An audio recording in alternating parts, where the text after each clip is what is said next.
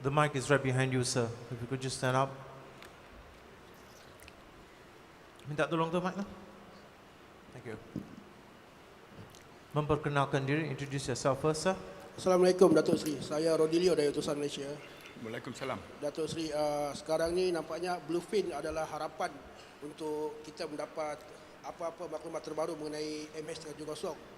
Tetapi sekiranya benar apa itu Adik Abud katakan akan diberhentikan nanti, apakah lagi keupayaan kita untuk memastikan harapan untuk mengetahui apa misteri ini dapat diselesaikan?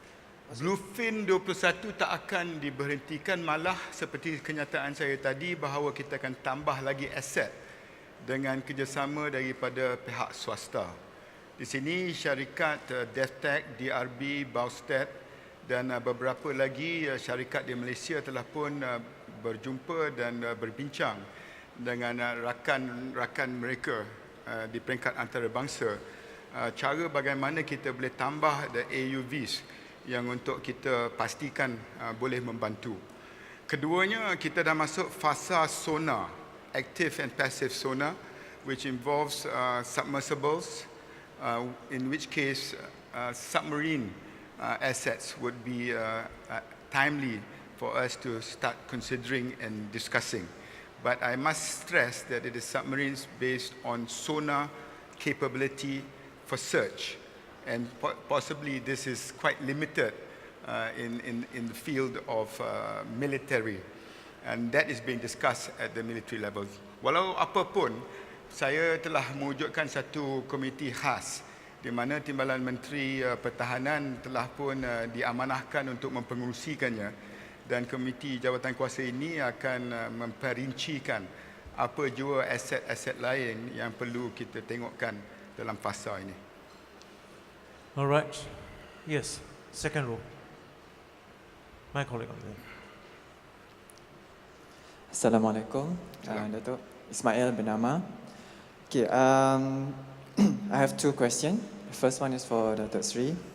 Okay, so far has Australia informed the status of the 4 signals detected earlier? I understand the 5th signal detected by P3 Orion is not related to MH370.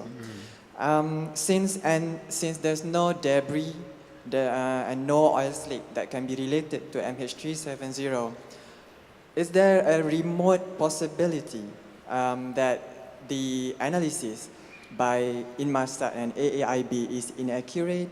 And is there a possibility that the plane might have flown somewhere else, perhaps up further north than from southern Indian Ocean? Okay. I have another question for Dato' Azharuddin. What are the possibility that a plane presumably crashed into the ocean, leaving no debris at all? Thank you. Second question. Second question, plane crashing into the ocean, no debris. Without any debris. Zah, answer the debris one first. We don't want to speculate here. Can you? We don't want to speculate here. You see, your question is what is the possibility of aircraft ditching into the water, into the sea without any debris? We don't know. That's the reason why we use the locator pinger locator, the towed pinger locator, to detect any detection from the black boxes, and then they have found 4 of the detection, and the Australian authorities have marked the areas, and they are now using the Bluefin 21 to search the area on the seabed, and we don't know for sure whether the aircraft is in one piece or so you do not speculate, please. We do not know until the Australian authorities or we in the future can take imagery to image of any of the wreckage of the aircraft on the seabed. That is something that we have to do, and we're going to do it. Inshallah, we will find.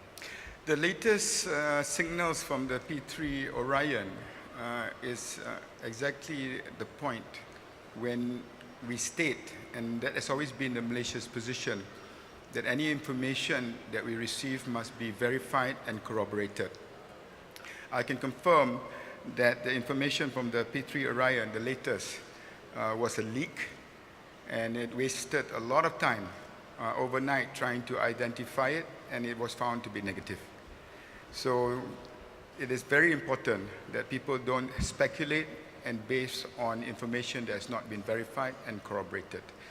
With regards to the location, today and tomorrow is imperative that we focus, because the GACC and all the experts have narrowed the area of search to what we are looking at today and tomorrow. And that's what Prime Minister Abbott said, and I totally agree with him. Whatever the outcome of the next few days, we need to regroup and reconsider the operations. It doesn't mean that we are going to stop the operations, but that will go directly to your question, Ismail, regarding as to whether we have to relook again on the data, whether it is satellite from Inmarsat, whether it's radar, whether it is the ping locator, whether it's other information that we have received from all these 26 countries that are assisting us. Yes, please. Ni, depan ni. Datuk Seri Salina daripada TV3. Datuk Seri, saya nak tanya, apakah agaknya pembentangan yang akan diberikan oleh ahli jawatan kuasa pada sidang kabinet yang akan datang? Nak tahu butiran pembentangan lah kalau boleh. Dan kedua, kalau boleh Datuk Seri komen sikit mengenai Nancy Shukri yang pernah beritahu baru-baru ni bahawa yang Malaysia berikrar tidak akan menyerahkan hak melindungi dan menyiasat kotak hitam MH370 sekiranya ditemui. Boleh komen sikit mengenai itu? Kedua-dua perkara itu di bawah tanggungjawab jawatan kuasa teknikal, dan mungkin Dato' Aziz can say a few words regarding that. Pada dasarnya regarding to the investigation, international investigation team, we have drafted the proposal, and we will submit to the government, to the cabinet this Wednesday.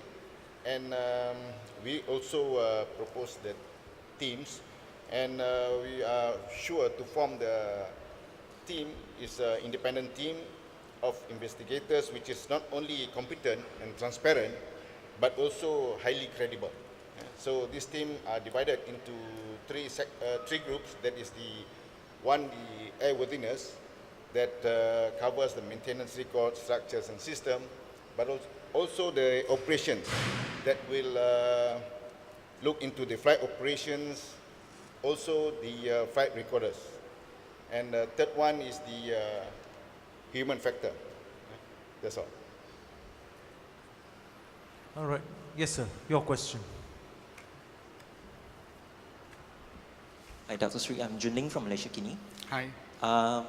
According to Annex 13, Malaysia should have jurisdiction over the black box, but at the same time, the same document also states that it should be read out as soon as possible without delay, and also that if the state handling the investigation does not ability to do the necessary forensic, should be handled by a state who does. So what are your comments on that? How this is going to play out, and does Malaysia has the necessary facilities? We have to deal with it on the technical aspect, the expertise available out there to analyze the data within the black box. We have to deal with it on the diplomatic channel, because it involves 14 countries and nationals. But at the end of the day, what is more important is to find the black box first. All right. Local media? Oh, yes, please. Datuk Sri, I'm Tan from Guangming. Hi. Sebab nak tanyakan apakah kandungan MOU yang disign between Malaysia dengan Australia?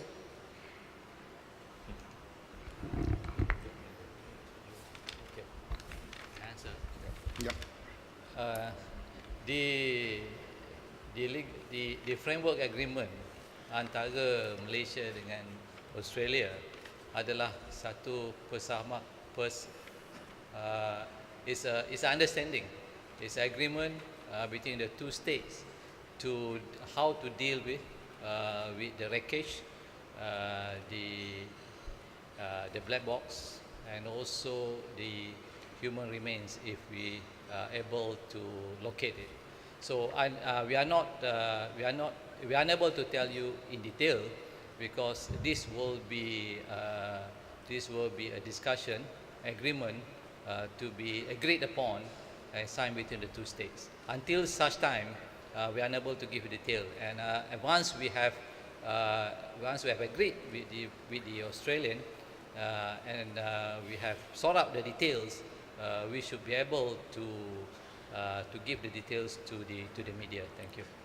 I've also spoken to Angus Houston with regards to the possibility of making sure that whatever arrangements that we have with Australia, it is with consultation of all our international partners in the search.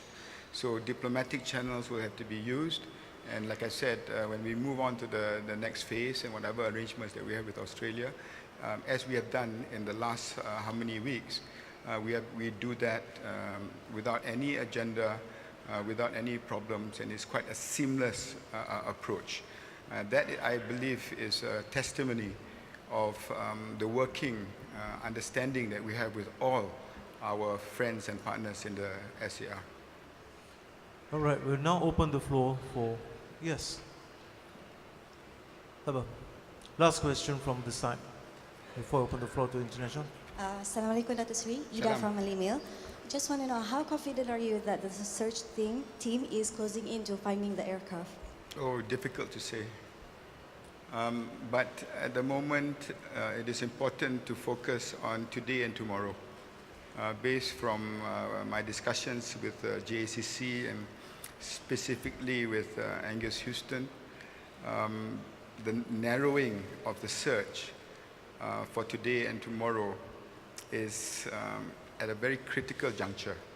So I appeal to everybody around the world to pray and pray hard that we find something to work on over the next couple of days. All right, gentlemen, we'll go on to the international circuit. Yes, please. Could you introduce yourself, please? Good afternoon. I'm Elizabeth Palmer from CBS News. There's still some confusion among the relatives that I've been speaking to about the cell phone ping that apparently was picked up by one of the cell phone towers from the co-pilot's telephone. Can you tell us what you know about that? The Americans say it wasn't a call, it was just a communication between the phone. And perhaps explain how you think it could only be his phone, or were there other phones pinging other towers? That's the first question. Secondly, is your investigation at this time suggesting catastrophic mechanical failure as a cause of the disappearance, or some sort of human intervention? Are you favoring one over the other as the investigation goes forward? Personally, to the second question, I think it's too early to conclude that. And on the first one, I'm personally not aware of any information regarding the phones. I don't know, but you all have got any indication? The second question, we are not rule out any possibility. We don't want to speculate any possibilities on this accident. We are not going to have, we don't have any theories stronger than the others. We have to find the black box. We have to find the black box and analyze the black box to know exactly what actually happens to the aircraft. And on your first question, we don't have any reports of any calls being made from the investigation. That came from the National Transportation Safety Board in America. I mean, it's not a rumor. This is something from an official. You read the same papers as I do. You've got to have read that. Are you aware of it? But that's a third-party report. Whatever it is, we'll use the channels to check on it. Thank you. Okay, we go on to the next one, please. Yes, sir. Richard Paddock with the Wall Street Journal. Hi. As you said in your opening statement, it's been 6 weeks now since the plane went down. I'm wondering, at what point will you release a route map showing the flight of the plane and its altitude at different points? And secondly, does the unwillingness to release this basic kind of information contribute to public sentiment reflected in a recent poll showing that only 26% of Malaysians think the government is telling the truth about the plane. I think that is not true. The support that has been coming around from around the world, and I've just had a defense exhibition, and I met all the leaders from so many countries, and they're saying that this is an unprecedented situation, and they believe that what we have done is something that no country out there has actually experienced. So how are you going to benchmark that as far as our performance is concerned? That is purely speculative, and it is irresponsible, and it does not represent the majority of the views out there. People want us to continue. We have done so with the friends all around the world. There is a small group of people that may be cynical about how we're going to go forward, but the truth will always prevail. We have nothing to hide, and the committees that we have established, whether it is the international investigation team that we have established, the 3 ministerial teams, those will be the right structure for us to address the issues that you have raised, sir, so that there won't be speculation and further questions being raised to even make the waters even more murky. Just one question, please. Just Can one. you sit down? Okay, any other? So, yes, please, sir. Hi, I'm Chan from CNN. Hi. I want to ask questions directed to Mars, actually. How many ELTs were fitted on MH370? And are there any ideas on why there's been no signals coming from the ELTs so far? Thank you. I think that question was answered many weeks ago. The aircraft is equipped with normal numbers of ELTs, that's 4. And why we didn't pick up, I think we don't know. That's the question, that's the truth. All right, any other questions? Yes, in front here, please. Kat depan tu. No. The lady in front, please. Sorry, sir. Thank you. Hi, Samisha from Channel News Hi. Asia. Dr. Sri, earlier you were talking about how after the final bluefin search next week, that officials will be meeting again to discuss about looking at the Inmarsat data. Do we have a date for when this meeting will take place, and will you be going to Australia to participate in the Yes, discussion? like I said, this today and tomorrow is quite important for us to find out more details, because all the efforts have been focused in the area that has been identified. By Monday, I think we'll be in a better position to see what needs to be done. And this is at the very highest level. Both the 2 prime ministers are discussing on timelines.